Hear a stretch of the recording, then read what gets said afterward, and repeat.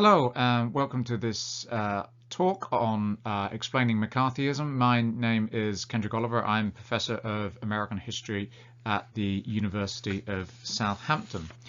What I want to talk about today are, I guess, sort of four main topics surrounding the subject of McCarthyism, broadly titled The Senator and the Ism, so the role that Joseph McCarthy played in promoting a really kind of fierce brand of domestic anti-communism in the late 1940s and early 1950s. Then we're going to look at the role of other factors in McCarthyism, not just Joe McCarthy. We're going to go on to assess the threat of communist espionage and subversion to see whether there was some degree of kind of justification for the wave of concern about communist influence in American life and influence over American life and foreign policy. And then we'll finally look at McCarthyism as a kind of American tradition to see the extent to which it's a reflection of a kind of longer term set of kind of political phenomena in American life.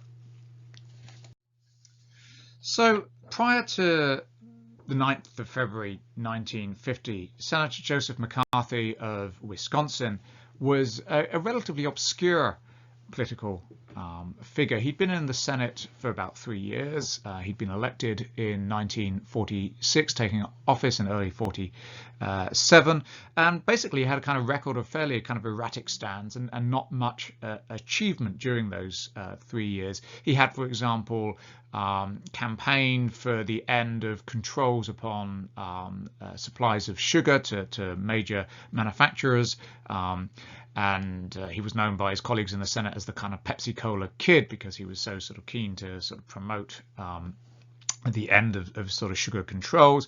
He was against government funding for housing, particularly for returning veterans, which again maybe not a hugely popular stance, very much sort of driven by sort of building construction interests, and also perhaps most sort of quixotically, he also contested the trial of German SS soldiers who had been accused of massacring US prisoners of war out at Malmedy during the Second World War,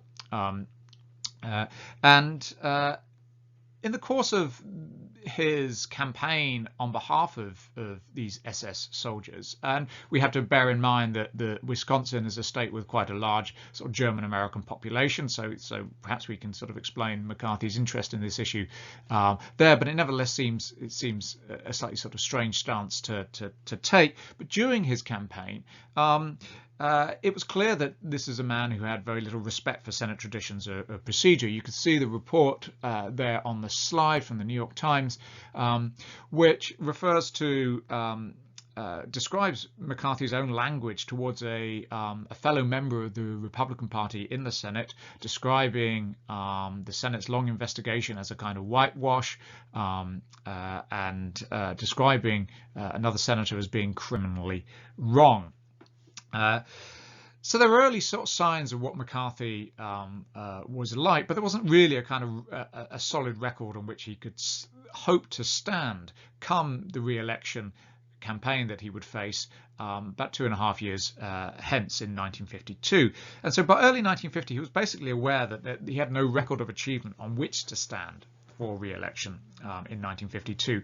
And so at a dinner with political contacts, it was suggested that he perhaps adopt the communists in government issue, the issue basically that the Republicans were beginning to really kind of emphasize in their campaigning, that the United States was encountering a lot of problems in terms of its foreign policy, and that those problems could be attributed to the fact that it had actual communists within the US government and the military. So this was quite a timely suggestion. The administration of President Harry Truman had suffered two major recent foreign policy reverses. The first was in August 1949, when the Soviet Union managed to successfully test an atomic bomb. This fact was disclosed by Truman a month later. So that event, the explosion of the first successful experiment by the Soviets of an atomic bomb, occurred rather more quickly than the Americans thought it would. And it suggested that the Soviets were moving to a position of kind of atomic parity with the United States. The second major reverse occurred in October 1949, where Mao Zedong proclaimed the establishment of the People's Republic of China, essentially the kind of victory over the American-supported Chinese regime of Chiang Kai-shek. So there's been two major recent foreign policy reverses. And even more recently, there were two events which indicated that there might be a connection between those two reverses and the presence of internal subversion and espionage, to the existence of spies and traitors within the US foreign policy and military establishments. So on January the 21st, 1950, Al-Jahis, who had been a former senior State Department official, you could see him at the bottom left on that slide, was convicted of perjury after a lengthy case in which he had accused a former associate of falsely describing him as belonging to a communist underground and of engaging in espionage. And the key point here then is that Hiss's denials that he had not been a communist agent were basically not believed by the court, and he was convicted of perjury. He couldn't at this point be convicted of being a spy because the instances where he may have been involved with spying had happened long enough ago for the statute of limitations to have run out. The second recent event was that in February the 3rd, 1950, Klaus Fuchs, a German atomic scientist based in Britain, who had worked on the Manhattan Project to develop the American atomic bomb, was charged with atomic espionage on behalf of the Soviet Union. And so the Fuchs case and the Hiss case both indicated or suggested or raised the possibility that US foreign policy reverses might be explained by internal subversion and espionage. And it was in the recent wake of these two events that McCarthy began a speaking tour. First landing at the town of Wheeling, West Virginia on the 9th of February 1950. You see him being greeted at the airport in Wheeling. And his speech on communists in government, a theme he'd adopted as a result of that kind of dinner with political contacts, had been assembled with the help of right-wing reporters. And in the speech, he charged that the massive increase in the number of people living under what he called the absolute domination of Soviet Russia since the start of 1945 was due to the presence of traitors in the US State Department and the inability or unwillingness of the US Secretary of State, Dean Acheson, to get rid of them. Now, what McCarthy was talking about there, when he talked about the massive increase in the number of people living under the absolute domination of Soviet Russia, was since the start of 1945, it's a reference to the extension of Red Army control over Eastern Europe since the start of 1945, and the embedding of Soviet control over Eastern Europe, plus the establishment of the People's Republic of China. So McCarthy said, "I have here in my hand a list of 205, a list of names that were made known to the Secretary of State as being members of the Communist Party and who nevertheless were still working and shaping policy in that State Department." So this charge, this quite specific charge, which implied that McCarthy himself had precise information about the numbers of communists in the State Department, attracted quite widespread press attention, which you could see on the right-hand side there with another article in the New York Times shortly afterwards. And it wasn't just what McCarthy was charging, it was the way in which he did the accusation, or which he projected the accusation. He used quite a populist anti-elite tone, which distinguished him from many other members, as it were, of the kind of Republican Party establishment, some of whom were themselves fairly elite. So he said things like this. It has not been the less fortunate or members of minority groups who have been traitorous to this nation, but rather those who have had all the benefits that the wealthiest nation on earth has to offer. The finest homes, the finest college education, and the finest jobs in government we can give. This is glaringly true in the State Department. There, the bright young men who are born with silver spoons in their mouths are the ones who have been most traitorous. And he referred to the Secretary of State, Dean Acheson, the man who's responsible for carrying out American foreign policy, as this pompous diplomat in striped pants with a phony British accent. And the reference to a British accent also is, as you might imagine, a sort of anti-elite reference. According to McCarthy, Acheson's defense of Hiss was, and again we see these words, very, very strong words, a blasphemy, just great enough to awaken the dormant inherent decency and indignation of the American people. He has lighted the spark which is resulting in a moral uprising and will end only when the whole sorry mess of twisted, warped thinkers are swept from the national scene, so that we may have a new birth of honesty and decency in government. And this kind of earthy, aggressive style, targeting American political and social elites, also drew the attention of the press and was to prove popular with many Americans, although of course it also disturbed others. So the Wheeling speech attracted considerable controversy. There's a kind of tennis game going on as sort of charges and countercharges are batted back and forth. Firstly, the State Department denied McCarthy's charges about kind of numbers and so on. Then McCarthy demanded that President Truman open up official files relating to investigations into the loyalty of State Department employees, which he said would prove that he was right. So he demanded that these kind of official files be opened up. Senators from Harry Truman's party, the Democratic Party, denounced McCarthy. Meanwhile, Republican senators defended him. Even if they didn't like his style, they knew that the communist in government issue was a valuable one for them politically, and they didn't want it to be discredited along with McCarthy. The US Senate opened up an inquiry under the Democratic Senator Millard Tydings of Maryland, who was hostile to McCarthy, to look into. So the Tydings Committee was intended to look into the evidence. Meanwhile, President Truman also publicly criticized the Republican Party's defense of McCarthy's tactics and rhetorics, and so this is McCarthy's becoming a kind of symbol of this contest about whether the Truman administration was kind of covering up the existence of communists within the ranks of the administration. Meanwhile, also activists in what was emerging as a kind of anti-communist movement, a network of people who are keen to exploit this issue. They started to feed McCarthy additional information so that as one of his charges was challenged by the Democrats, he could advance another and thus stay ahead of his critics. So the Tydings inquiry became front page news, and it basically degenerated into a partisan shouting match, and McCarthy was very good at shouting.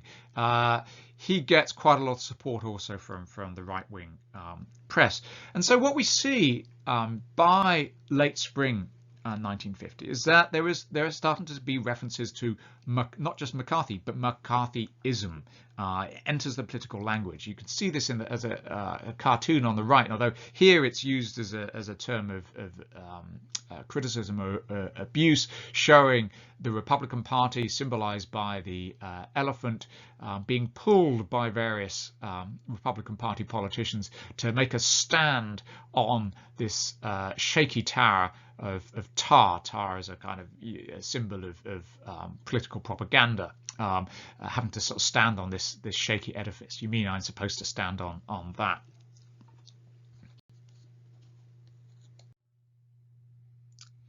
The Senate inquiry into McCarthy's charges was still going on when the Korean War broke out on the 25th of June 1950.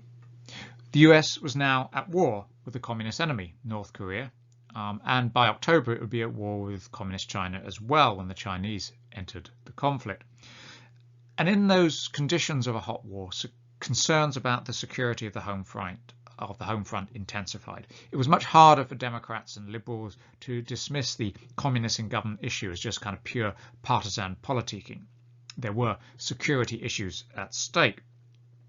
In September 1950, Congress passed the Internal Security Act, requiring communists to register with the US government and allowing for their detention without trial in conditions of national emergency. So it's in these circumstances, in the wake of the Korea conflict, that McCarthy really became a media star. He was particularly adept at maximizing press attention for the claims that he made about the loyalty and activities of particular individuals, and then as those individuals sort of struggled to refute those claims, moved on quickly to make new and headline-grabbing allegations about somebody else.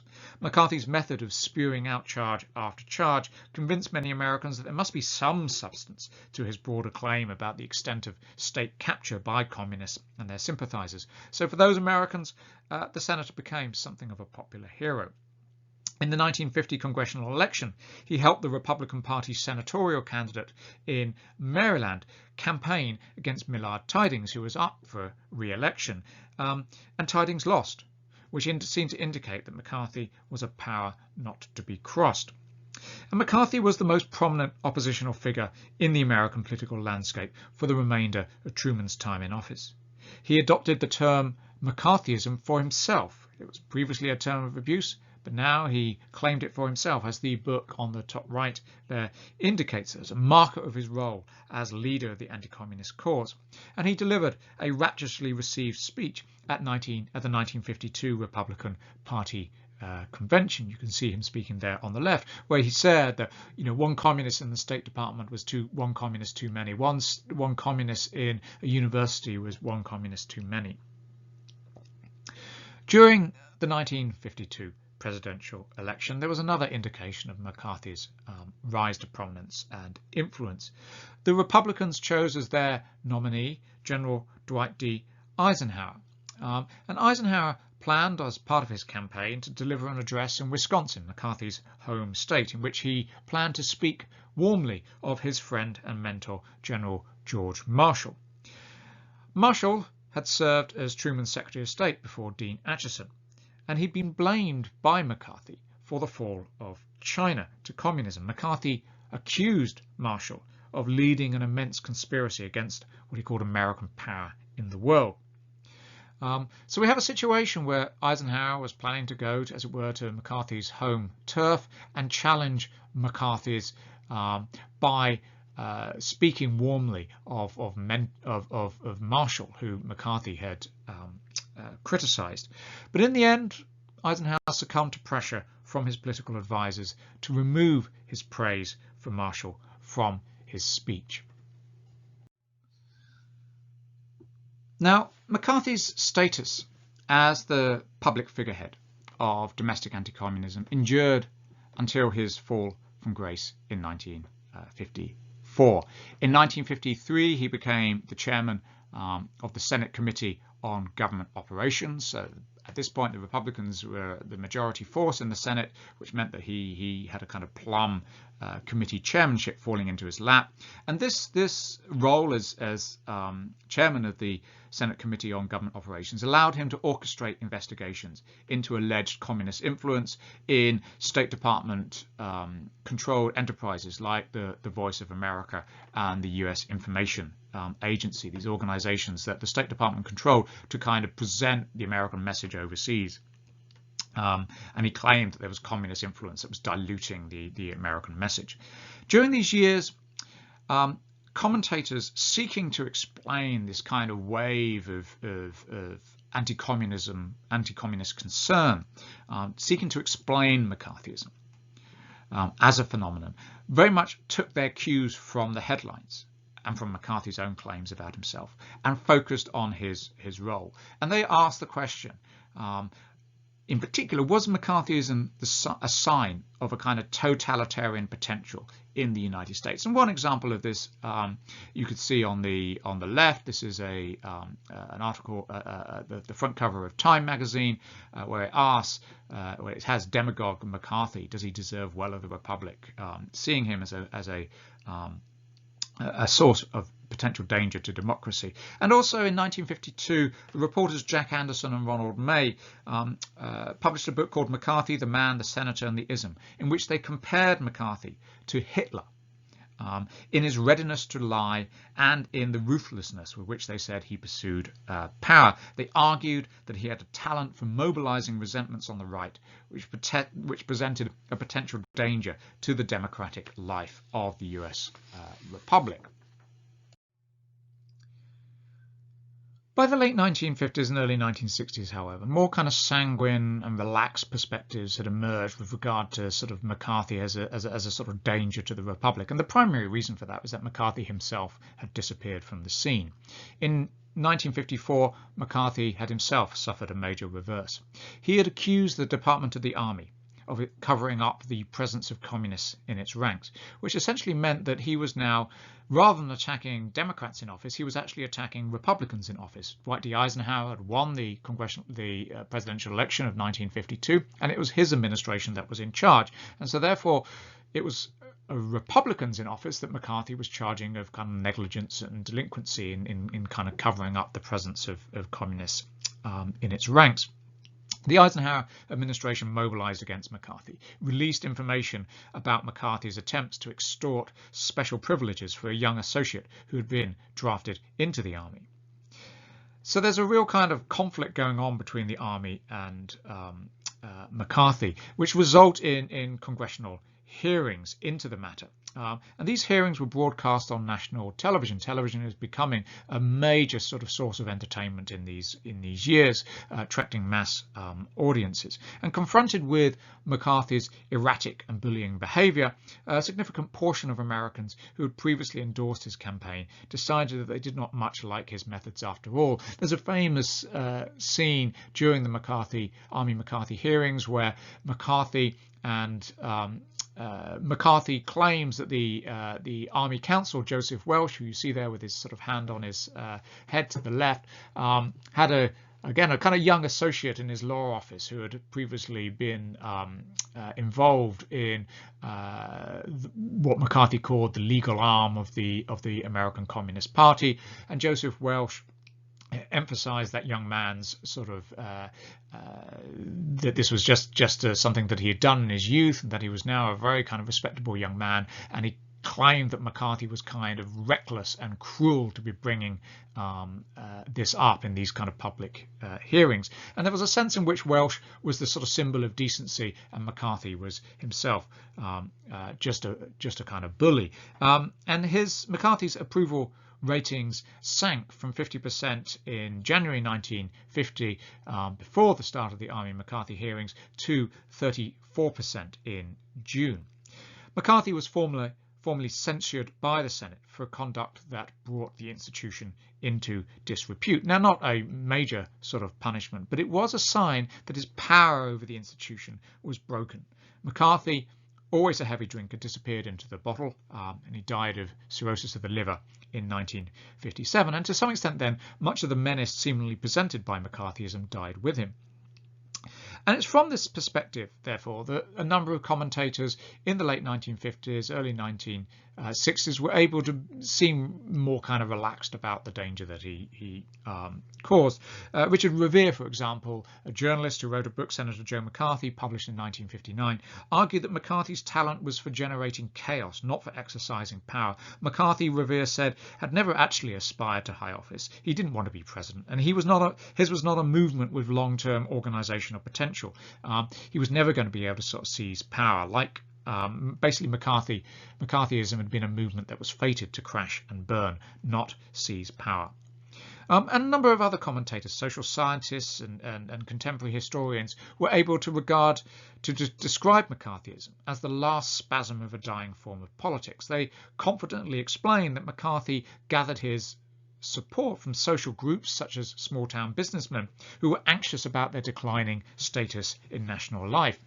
They pointed out, or they argued, that America had changed dramatically in recent decades. Power was shifting from the countryside and the small town to the big city. It was shifting from local government to the federal government. It was shifting from the small private enterprise to the giant corporation. And those who felt that their social and cultural status was ebbing away as a result of those changes were, according to these sort of interpretations, more likely to be attracted to McCarthy's sort of one-stop shop, simplistic explanation for what was going on, the kind of betrayal of a Washington elite, than they would be attracted to the recognition that they were the victims of structural transformations that couldn't be easily reversed. So for these sort of social scientists and contemporary historians, McCarthy's fall from grace confirmed that these status anxieties only had a sort of transient, momentary purchase on American political life. McCarthyism, from these perspectives, seemed like an aberration. The future lay with a kind of consensus liberalism. Now these sort of explanations, these more comforting explanations of McCarthyism, didn't satisfy the generation of scholars who followed, who emphasized that McCarthyism had always been about more than Joe McCarthy, who emphasized that McCarthyism was in many ways an expression of problems deeply embedded within the American governmental and political system. And one of the reasons why these explanations didn't satisfy subsequent generations of scholars was because of events such as the Vietnam War and the Watergate scandal, which led to an interrogation of the values, purposes and procedures of the US government. It was not hard to look back from the early 1970s and think about McCarthyism in a new way, as basically continuous with a broader malign American political tradition and not as an aberration from it. If we think about the figure of Richard Nixon had been involved in McCarthyism as a congressman. He'd been involved, as that picture on the left suggests, in the Alger Hiss case. He had also been involved in the Vietnam War. He'd been Eisenhower's vice president, whereas Eisenhower had started to commit to the defense of South Vietnam against communism. And Nixon, of course, fell as a result of the Watergate scandal when he was president. And so in the late 1960s and early 1970s, we see a sequence of works published which questioned the centrality of Joseph McCarthy to the history of what became quite significantly renamed the Red Scare of the late 1940s and early 1950s. The Red Scare takes McCarthy out from the centre and sees it as a broader phenomenon. According to these works, the assistance given to the Red Scare by the American political and government system was more important than the role of Joe McCarthy himself. So, for example, scholars argued that one of the reasons that McCarthy was popular was because the Republican Party was popular. The support for McCarthy was better explained by reference to normative party political loyalties. Republicans liked him because he was a Republican, than by any explanation that relied on his personal charismatic appeal or latent totalitarian impulses or kind of grassroots social anxieties. Indeed, what these scholars emphasized was that McCarthyism was just was a tool used by conservative elites to argue against the New Deal policies of Franklin Roosevelt and followed up by Harry Truman.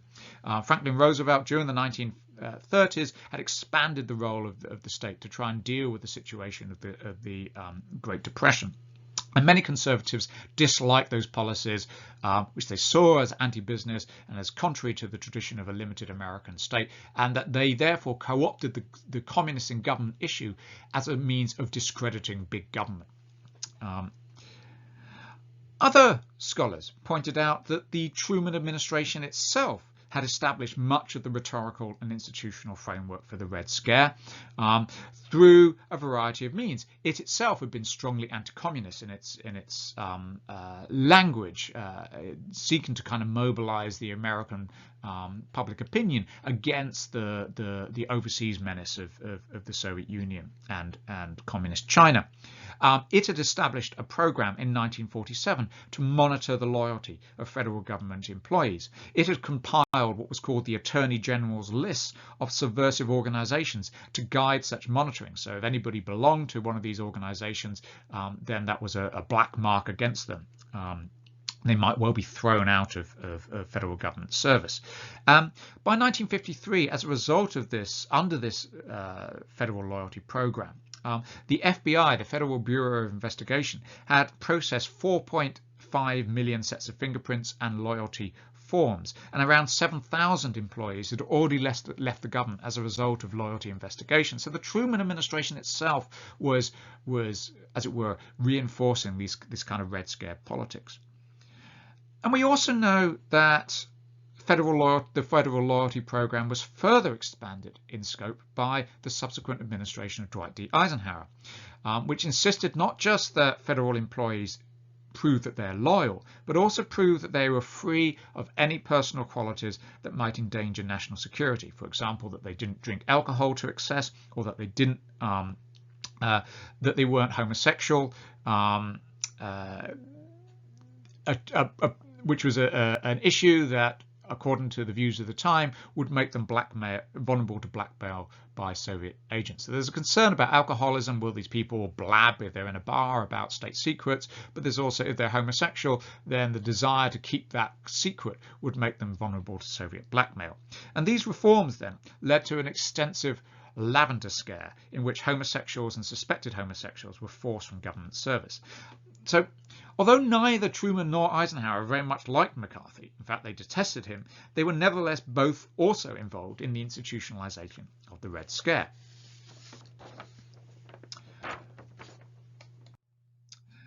And scholars of this sort of era, the 1960s, late 1960s, early 1970s, also emphasized the role played by the Federal Bureau of Investigation, the FBI, and its director, J. Edgar Hoover, in exploiting the concern with domestic communism to increase the agency's power and influence. So of the $11 million allocated by Congress to fund the federal loyalty program, $7.4 million went to the FBI. It was quite lucrative, as it were, in terms of the FBI's budget. The FBI expanded the numbers of agents in its ranks to deal with the Red Scare. They played a prominent role in the Red Scare, conducting loyalty checks, investigating any federal employees suspected of loyalty or of being a security risk, investigating cases of espionage and alleged conspiracy against the United States. J. Edgar Hoover accumulated files of information about many thousands of individual Americans, well beyond any authorizations granted him by Congress. He also privately, behind the scenes, channeled information about cases investigated by the FBI to conservative anti-communist congressmen, including Joseph McCarthy and Richard Nixon, helping to keep the Red Scare politics boiling. One historian, Michael Heel, has suggested that the Red Scare could justifiably be termed Hooverism rather than McCarthyism. And we also know that there are other actors, even within Congress itself, who played key roles in fomenting and sustaining the Red Scare. These include the House Un-American Activities Committee, HUAC, which had been established in the late 1930s, and for 2 years prior to American entry into the Second World War, had been a vehicle for conservative congressmen to chase down evidence of communists at work within Franklin Roosevelt's liberal New Deal programs and institutions. After 1947, when the House became under Republican control, HUAC picked up that work, again conducting a range of investigations into communists in government, most notably into the case of Alger Hiss. So, and in many ways, HUAC's activities set the precedent for Joe McCarthy in the Senate, and HUAC indeed continued alongside McCarthy's campaigns in the early 1950s. It's continuing to operate in the House just as McCarthy was in the Senate. The historian Robert Griffith, meanwhile, has demonstrated that Senate Republican leaders had already moved to highly partisan critiques of the Truman administration after the fall of China, prior to McCarthy's wheeling speech to his rise to prominence, and they were crucial in lending McCarthy protection and support thereafter. And in contrast, President Truman couldn't rely on solid support from Senate Democrats, as he sought to contest Republican attacks on his record with respect to domestic security. For example, there was a conservative Democratic senator, Senator Pat McCarran, who was a fierce critic of Truman, and if anything, did more than McCarthy to institutionalize anti-subversive politics. It was McCarran who was the author of the Internal Security Act of 1950, which I mentioned earlier, which forced communists to register with the federal government. McCarran, through the early 1950s, conducted his own sustained investigations into communists in government as chair of the Senate Internal Security Subcommittee. McCarthy may have been the louder of the two. McCarran was less concerned about publicity, but McCarran in many ways carried the bigger stick.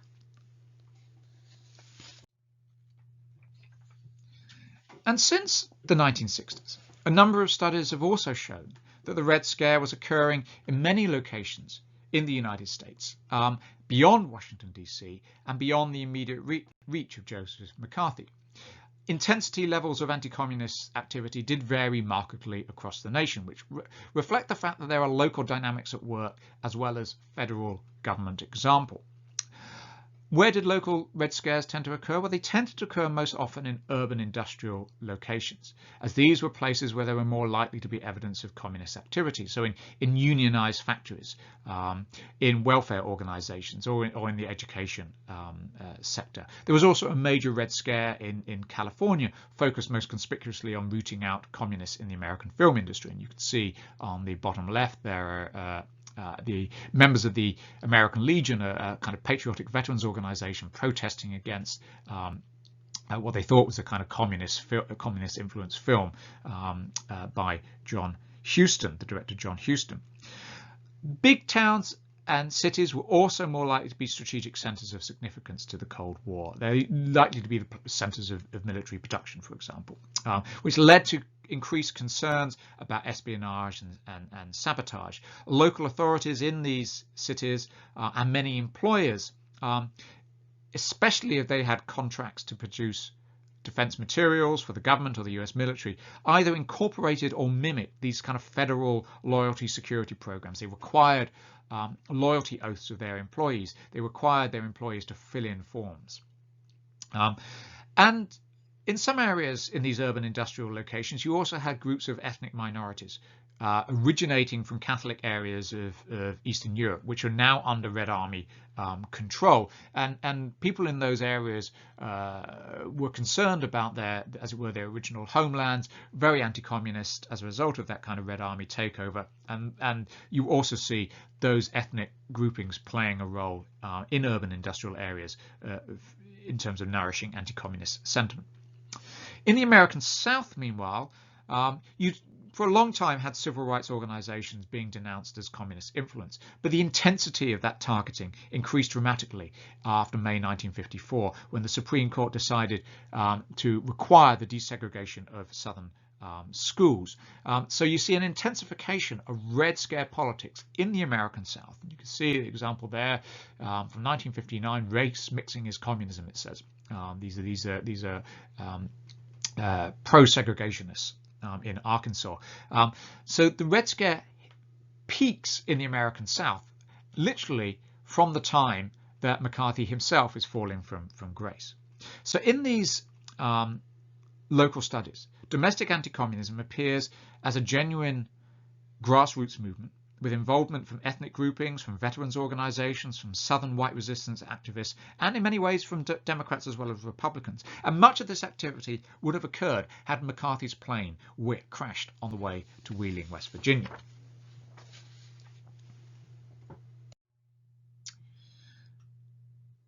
Any judgment about the factors that led to McCarthyism also needs to take into account the issue of espionage and subversion. If the US government and military was indeed riddled with communist agents in the mid-1950s, perhaps that makes the Red Scare a relatively rational response to a genuine menace. If it was not, then we need to look to other causes. By the early 1970s, most historians tended to assume that the fears of espionage and subversion that animated McCarthyism were exaggerated. The scholarship tended to emphasize the innocent victims, those who were blacklisted or purged from their jobs for no good reason. Alger Hiss, for example, was regarded as having been targeted by the FBI and by the House Un-American Activities Committee in order to try and buttress their claims that there were communists in senior foreign policy making positions. The evidence of his involvement in espionage was seen to be fairly weak or compromised by these kind of political machinations going on behind him, the kind of vested interests in trying to make the best out of a really weak evidence pool on behalf of people like Richard Nixon, J. Edgar Hoover, and so on. But the end of the Cold War in the late 1980s, early 1990s made more sources available. So we get some sources opening up in the former Soviet Union. For a brief window of time, CPUSA, those Communist Party of the United States files, and Comintern files, the Communist International files, were briefly opened up to researchers and revealed that there were actually quite extensive contacts between the Communist Party in the United States and the Kremlin in Moscow. And it also revealed the role of the CPUSA in recruiting spies and channeling intelligence information to the Soviet Union. Around the same time, the US National Security Agency itself declassified translations of 3,000 messages between Soviet operatives in America and Moscow, which had been intercepted during the Second World War. These Venona decrypts, it was called Project Venona, these decrypts also revealed a substantial level of communist subversion and espionage. For some historians, the Venona decrypts suggested that Alger Hiss himself may have been a spy. You could see here the name of Hiss emerging in one of these documents. Moreover, the role played by the FBI in assessing these decrypts in the late 1940s may well help to explain some of J. Edgar Hoover's more irregular methods. He knew quite a lot as a result of Venona. Venona was a top secret program. It provided him with evidence against individuals that couldn't actually be revealed in court. And so that might explain why he used surveillance, whisper networks, coercion, collaboration with with congressional investigators to try and drive such people from positions of influence that he couldn't achieve through more regular legal means.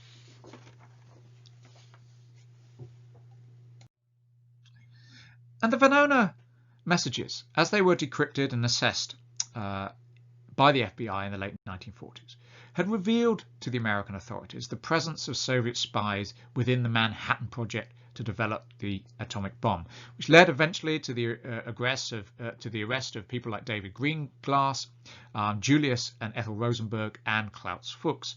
The Rosenbergs were tried for treason and executed by electric chair in June 1953.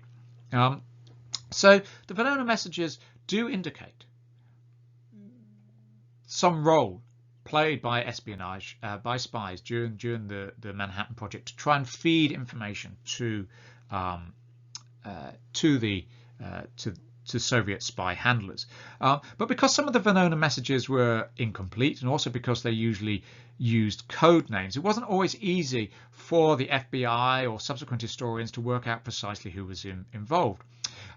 After the declassification of the Venona decrypts in the 1990s, another American physicist involved in the Manhattan Project, Theodore Hall, also admitted that he had passed secrets to the Soviets. And quite recently, new information has emerged concerning another Soviet spy in the project named Oscar Sabora, who may have been responsible for passing on details of how the Americans triggered the detonation of their atomic bomb.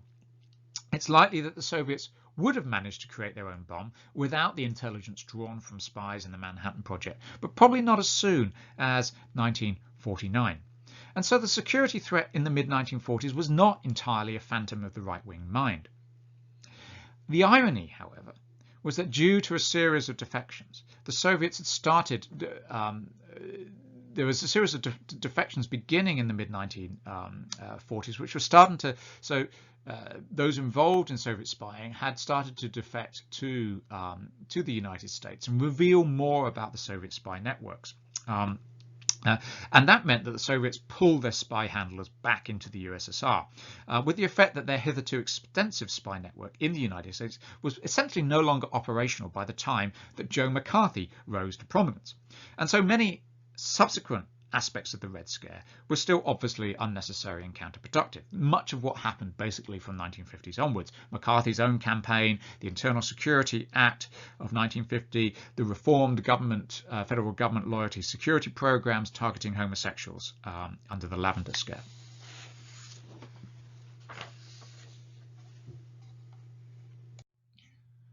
Finally, I want to just think about McCarthyism in a different way, to try and place it in a much longer historical framework, and to ask whether it owed something to more deeply rooted features of American political life, not just, as it were, the phenomena of the 1940s and early 1950s. For example, in the early 1960s, the historian Richard Hofstadter wrote a famous essay titled The Paranoid Style in American Politics, in which he connected McCarthyism to other periods in American history, when sizable movements collected behind the claim that malign conspiracy was at work in national life. The paranoid style, he said, was also evident in movements against Freemasons in the 1820s, that it was evident in the anti-Catholic know-nothing movements of the 1830s that were concerned about a kind of popish Catholic conspiracy run by the Vatican to take over the United States.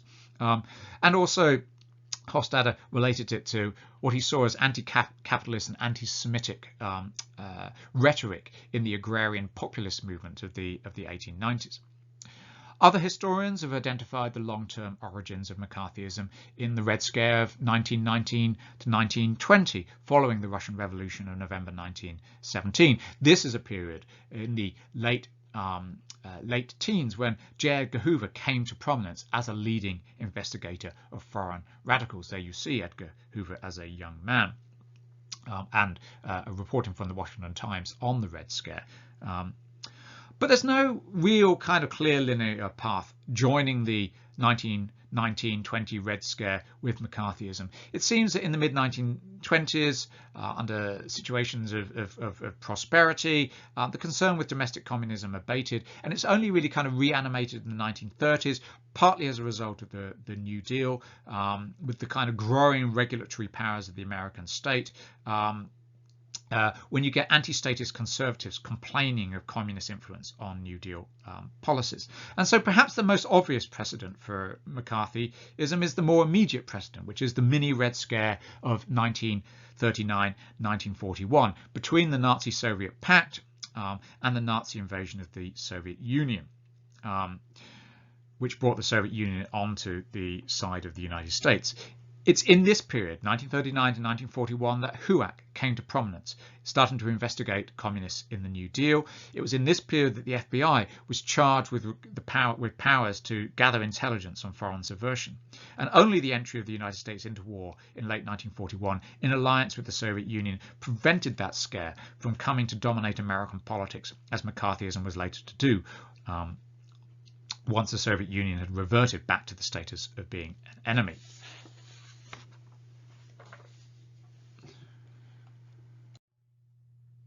The paranoid style didn't die with Joseph McCarthy.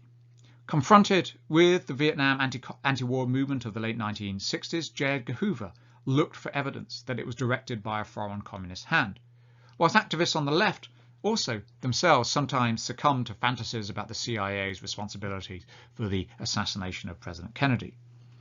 In our current moment, two varieties of conspiracy talk seem to strain against each other.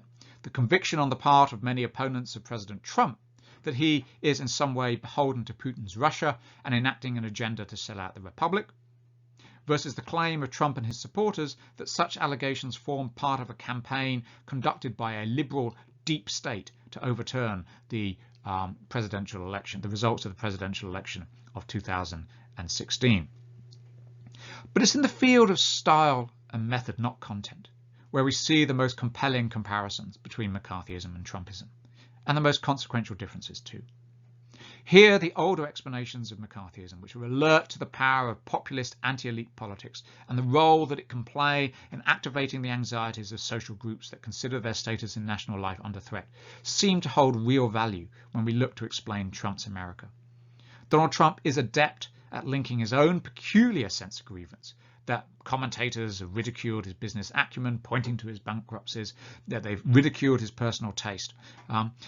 He's adept at linking that sense of grievance, personal sense of grievance, with the concern of working class and middle class white men in particular in the wake of the Obama presidency, that they no longer had the dominant voice in a more pluralist, gender equal America. He is also able, as with the Red Scare's assaults on the New Deal, to mobilize such grievances in service of a conservative economic and social agenda that largely works against the interests of those very same ordinary Americans attending his rallies.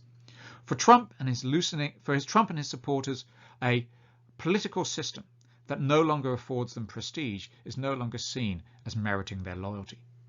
As with McCarthy, this licenses a loosening of rhetorical restraints, a thinning of regard for institutional and constitutional process, and he even occasionally admits a defense of vigilante violence. Trump, like McCarthy, understands that tumult, chaos, is more compelling than order. He keeps ahead of the news cycle and directs attention to himself, tweet by tweet, just as McCarthy did allegation by allegation. And he also understands, just like McCarthy, that political parties are more interested in attaining power than living out their professed political principles. The Republican Party has been willing to jettison much of what, over the past 4 decades, it claimed to believe in: constitutionalism, respect for institutions, low budget deficits, the connection between personal and public morality, in exchange for the prospect that it can establish control of the government for the next generation. But crucially, Trump has been much more successful than McCarthy, at least hitherto. The internet age has radically reduced the influence of gatekeepers who worked, however fitfully, to discredit McCarthy and restore political consensus. Newspapers no longer command the wide readership of the mid-20th century. Americans no longer sit down together and watch the television news. Internet service providers and social media platforms depend on narrowcasting, not broadcasting, on maintaining filter bubbles, not mass audiences for their revenue. It is data about specific groups that they can sell most successfully to marketing companies. And therefore they have every commercial incentive to keep those groups contained in their bubble, feeding them only messages that reinforce their current social, cultural and political identifications. A supporter of Donald Trump thumbing through Twitter on his phone is much less likely to encounter a detailed critique of Trumpism than a supporter of Joseph McCarthy would have been to come across a critical appraisal of the senator in the press or on TV. And Trump marched straight through this landscape into the White House. There was no higher authority, no President Eisenhower to mobilize against him. It's not clear what checks and balances remain within the system to constrain his power, aside from the one-shot opportunity afforded by the forthcoming election to remove him from office. To conclude then, there were a number of factors that helped to explain McCarthyism. There's a renewed partisan contest over whether the New Deal should define the terms of a post-war social economic policy. Would there still be an expansive state, or should it be pulled back? In 1947 to 1950, there was an escalating Cold War with a number of reverses for US foreign policy. The federal government was already investigating its own employees.